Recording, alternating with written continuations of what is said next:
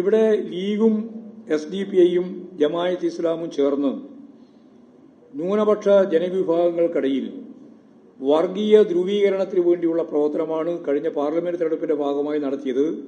ആ പ്രവർത്തനം ഇപ്പോഴും തുടരുകയാണ്. ന്യൂനപക്ഷ ജനവിഭാഗങ്ങളെ ജനാധിപത്യവൽക്കരണത്തിന്റെ ഭാഗമായിട്ട് കാര്യങ്ങൾ കൈകാര്യം ചെയ്യുന്നതിന് പ്രാപ്തമാക്കുന്നതിന് പകരം വർഗീയതയിലേക്ക് നയിക്കാൻ വേണ്ടിയുള്ള പ്രവർത്തനത്തിൽ മുസ്ലിം ലീഗും SDPIയും ജമാഅത്ത് ഇസ്ലാമും ചേർന്നുകൊണ്ടുള്ള ഒരു ഐക്യമാണ് ഇപ്പോൾ കാണാൻ സാധിക്കുന്നത്. ഇത് ദൂരവ്യാപകമായ ഫലമുളവാക്കുന്ന ഒന്നായിരിക്കുമെന്ന കാര്യത്തിൽ സംശയമില്ല. ന്യൂനപക്ഷ ജനവിഭാഗങ്ങളെ തീവ്രവാദപരമായ ആശയങ്ങളുടെ അടിസ്ഥാനത്തിൽ സംഘടിപ്പിക്കുക എന്ന SDPIയുടെ നിലപാടാണ് ഇപ്പോഴും ചേർന്ന് നടപ്പിലായിക്കൊണ്ടിരിക്കുന്നത്. BJPക്ക് വളരാനുള്ള മണ്ണൊരുക്കുകയാണ് ഇതുവഴി അവർ ചെയ്തുകൊണ്ടിരിക്കുന്നത് എന്നുള്ളതാണ് സത്യം. ന്യൂനപക്ഷ വിഭാഗങ്ങൾക്കകത്ത് രൂപപ്പെടേണ്ടുന്ന ജനാധിപത്യപരമായ മുന്നേറ്റങ്ങളെയും പ്രതിരോധത്തെയും അത് തകർക്കുന്ന സമീപനത്തിലേക്കാണ് നയിക്കുക. അതുകൊണ്ട് മുസ്ലിം ലീഗ് ഉൾപ്പെടെയുള്ള മതനിരപേക്ഷ ഉള്ളടക്കത്തെപ്പറ്റി പറഞ്ഞുകൊണ്ടിരിക്കുന്ന ആളുകൾ മറ്റവർ ഇസ്ലാം രാഷ്ട്രം വേണം എന്ന് പറയുന്നവർ തന്നെയാണ്. ഞാൻ നേരത്തെ പറഞ്ഞ പോലെ ജനവിരുദ്ധ നിലപാടുകൾ, തീവ്രവാദ നിലപാടുകൾ സ്വീകരിക്കുന്നവരാണ്. അത് വളരെ ഗൗരവപൂർവ്വം തന്നെയാണ് ഞാൻ പറയുന്നത്. ന്യൂനപക്ഷ വർഗീയത ഭൂരിപക്ഷ വർഗീയതക്ക് വളരാനുള്ള പശ്ചാത്തലമാണ് ഒരുക്കുക എന്നത് മതനിരപേക്ഷ ഉള്ളടക്കത്തിന് വേണ്ടി നിലകൊള്ളുന്ന എല്ലാവരും ശ്രദ്ധിക്കേണ്ടതുണ്ട് എന്ന് തന്നെയാണ് നമുക്ക് പറയാനുള്ളത്. എല്ലാ പ്രതിലോമ ശക്തികളും ഒന്നായി ചേർന്ന് പാർട്ടിക്കെതിരെയും ഗവൺമെന്റിനെതിരെയും ഇത്തരത്തിലുള്ള കൂട്ടായ ശ്രമങ്ങൾ നടത്തിക്കൊണ്ടിരിക്കുന്ന സാഹചര്യത്തിൽ ഇതിനെല്ലാം പ്രതിരോധിക്കുന്നതിന് നമുക്ക് തീർച്ചയായിട്ടും യോജിച്ച് മുന്നോട്ടേക്ക് പോകേണ്ടതായിട്ടുണ്ട്. ഇക്കാര്യത്തിൽ സഖാവ് KT ജലീൽ MLA സ്വീകരിച്ച നിലപാട് ശ്രദ്ധേയമായ ഒന്നാണ്. കാരണം 2-ാം തീയതി എന്തോ അത്ഭുതം സംഭവിക്കുമെന്ന് വിചാരിച്ചിട്ടാണ് പത്രക്കാരെല്ലാം ആദ്യഘട്ടം പോയത്. പിന്നീട് ഇടതുപക്ഷ ജനാധിപത്യ മുന്നണിക്ക് എതിരല്ല എന്ന് കണ്ടപ്പോൾ നിങ്ങൾ ആ പരിപാടി തന്നെ ഉപേക്ഷിച്ച് പോകുന്ന നിലയിലേക്ക് എത്തി. എത്ര വ്യക്തമായ രാഷ്ട്രീയമാണ് നിങ്ങൾ കാണിക്കുന്നത്. എന്തോ കമ്മ്യൂണിസ്റ്റ് വിരുദ്ധത പറയാൻ പോവാണ് ജലീൽ എന്ന് വിചാരിച്ചിട്ട് എല്ലാവരും ഒത്തുകൂടി. പറഞ്ഞു തുടങ്ങുമ്പോൾ തന്നെ കമ്മ്യൂണിസ്റ്റ് വിരുദ്ധത ഇല്ല എന്ന് മനസ്സിലായപ്പോൾ പ്രക്ഷേപണത്തിൽ തന്നെ പിൻവാങ്ങി. ഇതെല്ലാം അവസരവാദപരമായ രാഷ്ട്രീയം എന്നല്ലാണ്ട് വേറെ എന്താ ഇതിനെല്ലാം പറയാം. അപ്പോൾ സ്വാഭാവികമായും മാധ്യമരംഗത്തെ പ്രവർത്തനത്തിൽ നല്ല പ്രാധാന്യമുണ്ടെന്ന് തന്നെയാണ് ഞങ്ങൾ കാണുന്നത്.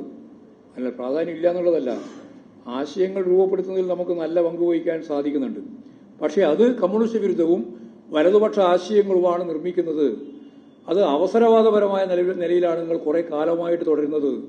ഇത് കുറേയും കൂടി തുടരുമ്പോൾ ഇതിനെ തുറന്നു കാണിച്ചുകൊണ്ട് മുമ്പോട്ടേക്ക് പോവുക എന്നുള്ള സമീപനമാണ് പാർട്ടിക്ക് സ്വീകരിക്കാനുള്ളത്. എല്ലാ കാലവും ഇതേപോലെ പോകും എന്ന് നിങ്ങൾ ധരിക്കാൻ പാടില്ല. ഞങ്ങളിത് പ്രതീക്ഷിക്കുന്നുണ്ട്. അടുത്ത പഞ്ചായത്ത് തെരഞ്ഞെടുപ്പ് വഴിയും അതിനുശേഷമുള്ള അസംബ്ലി തെരഞ്ഞെടുപ്പ് വരെയും ഇത്തരത്തിലുള്ള കൂട്ടായ്മ നിങ്ങളുടെ ഭാഗത്തു നിന്ന് കമ്മ്യൂണിസ്റ്റ് പ്രസ്ഥാനത്തിനും ഇടതുപക്ഷ ജനാധിപത്യ മുന്നണിക്കും ഗവൺമെന്റിനുമെതിരായി ഉണ്ടാവും എന്ന കാര്യം ഞങ്ങൾ കൃത്യമായിട്ട് പ്രതീക്ഷിക്കുന്നുണ്ട്. പക്ഷെ ഇന്ന് യേശുന്നത് പോലെ ഇത് തുടർച്ചയായി വന്നാൽ ജനങ്ങൾ കൃത്യമായിട്ട് വരികൾക്കിടയിൽ വായിക്കുകയും കാണുന്നതിൻ്റെ അപ്പുറം കാണുകയും ചെയ്യാനുള്ള ശീലം അവർക്ക് കിട്ടിയാൽ നിങ്ങളെ തിരിച്ചറിയും. നിങ്ങളെ തിരിച്ചറിയുന്നതിന് വേണ്ടിയുള്ള ഫലപ്രദമായ ഇടപെടൽ രാഷ്ട്രീയവുമായി ബന്ധപ്പെട്ട് ഞങ്ങൾ നടത്തുകയും ചെയ്യും. ഇങ്ങനെ കൂട്ടായ്മയിലൂടെ പാർട്ടിയെ ശക്തിപ്പെടുത്തണം. ദേശാഭിമാനി അതുപോലെ കൈരടി തുടങ്ങിയിട്ടുള്ള മാധ്യമങ്ങളാണ് ഇടതുപക്ഷത്തിന് അനുകൂലമായിട്ട് നിൽക്കുന്നത്. അത് നിങ്ങളുടെയെല്ലാം കണ്ണിലെ കരടായിട്ടാണ് തോന്നുന്നത്. ഏതായാലും അതിശക്തിയായ രീതിയിൽ ഈ കള്ളപ്രചാരവേലയെ അഭിമുഖീകരിക്കുന്നതിന് വേണ്ടി നല്ല നിശ്ചയദാർഢ്യത്തോടുകൂടി തന്നെ പാർട്ടി മുമ്പോട്ടേക്ക് പോവുക എന്നുള്ളത് തന്നെയാണ് കാണുന്നത്. തെറ്റുതിരുത്തൽ ക്യാമ്പയിൻ ശക്തിപ്പെടുത്തിക്കൊണ്ട് തന്നെ പാർട്ടി സമ്മേളനങ്ങളിലൂടെ മുന്നോട്ടേക്ക് പോകുമ്പോൾ കൃത്യമായി പാർട്ടിയെ ഒരു പുതിയ ദിശയിലേക്ക് എത്തിക്കുന്നതിന് വേണ്ടിയുള്ള നല്ല പ്രവർത്തനമാണ് ബ്രാഞ്ച് സമ്മേളനത്തിൽ ഉണ്ടായിട്ടുള്ളത്. അതിന്റെ പങ്കാളിത്തം അങ്ങനെയാണ്, ചർച്ചകൾ അങ്ങനെയാണ്. ഇനി അങ്ങോട്ട് ഈ ലോക്കൽ സമ്മേളനങ്ങളിലും വരാൻ പോകുന്നത് അത് തന്നെയാണ്.